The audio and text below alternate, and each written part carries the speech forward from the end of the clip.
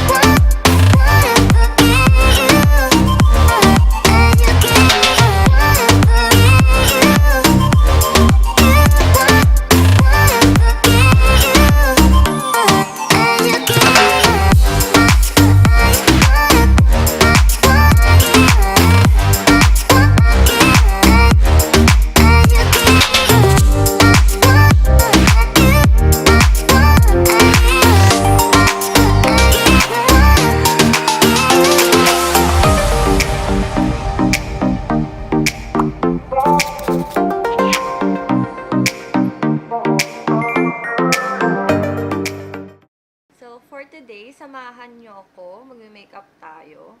Kasi aalis ako, gagala ako. Alam nyo naman, hindi makukumpletong araw ko na hindi ako gumagala. Anyways, kaya tapos ko lang maligo, nagkape na din ako. And yung weather today, it's very gloomy. Parang umulan ata kagabi. Umulan ata. Umulan. So, kaya yung skin ko ngayon is, it's very dry.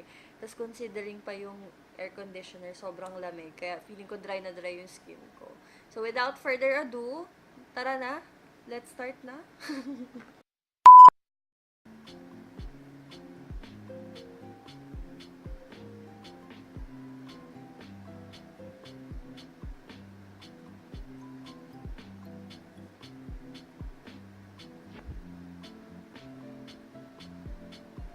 I will prime my face using my Baby Skin Maybelline Pore Eraser Primer.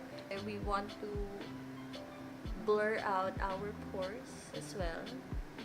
Kaya, I'm also going to use my Pore Eraser. So, next is I'm going to use my Kill Cover Clio. This is for my base.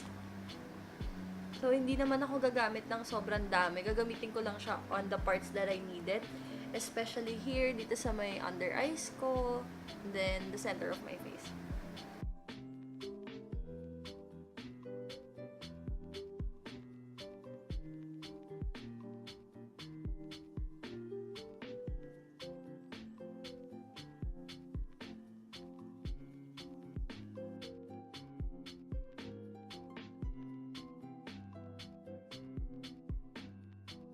Okay, so I'm done now with my foundation or my cushion foundation.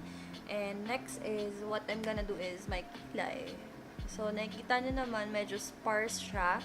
And medyo walang buhay. Kaya, dodrawingan natin siya. I'm using my fashion brow. This is by Maybelline.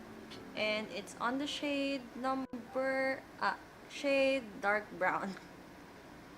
So, ang kulang kasi sa kilay ko is wala siyang shape. And then, wala din siyang gaanong volume. So, lalagyan ko lang siya ng shape. And then, i-fill in natin siya.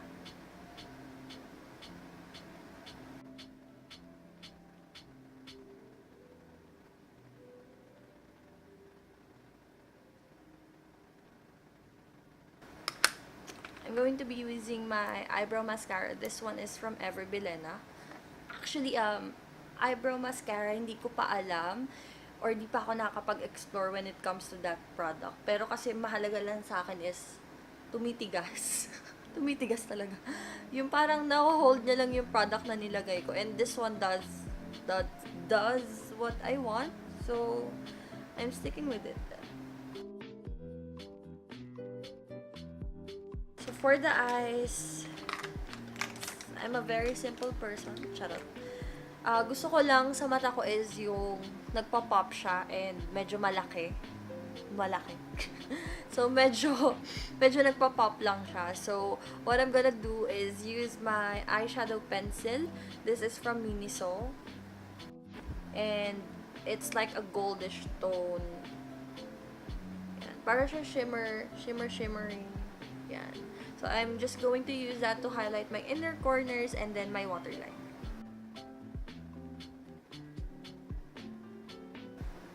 kalimutan ko pala maglagay ng lip balm. So, ito pala yung lip balm na ginagamit ko. It's Baby Lips. ElectroPop. May kulay siya. And, always apply your lip balm before applying any lip product para soft lang siya.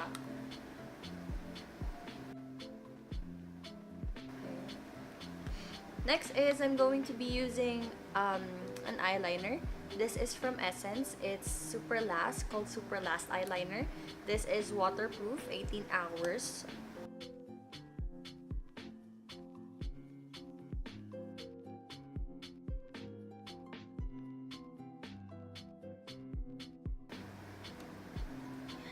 Yan, kita na mata ko. So, gamit ako ng Maybelline Hypercurl Volume. Sobrang famous nito. 250 lang ata to sa Mercury Drug eh, kaya sobrang daming gumagamit. Isa na ako doon.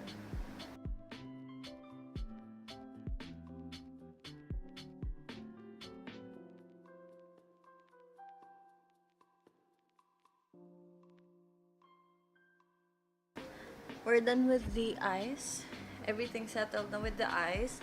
I'm just gonna go ahead and put some blush.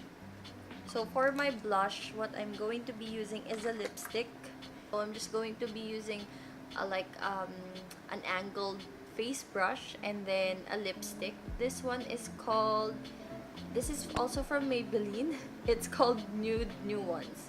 So maganda tong color na to kasi brown siya at first, pero pag nilagay mo siya sa skin mo, sa skin ko, pag nilagay ko siya sa skin ko, it looks like sun-kissed.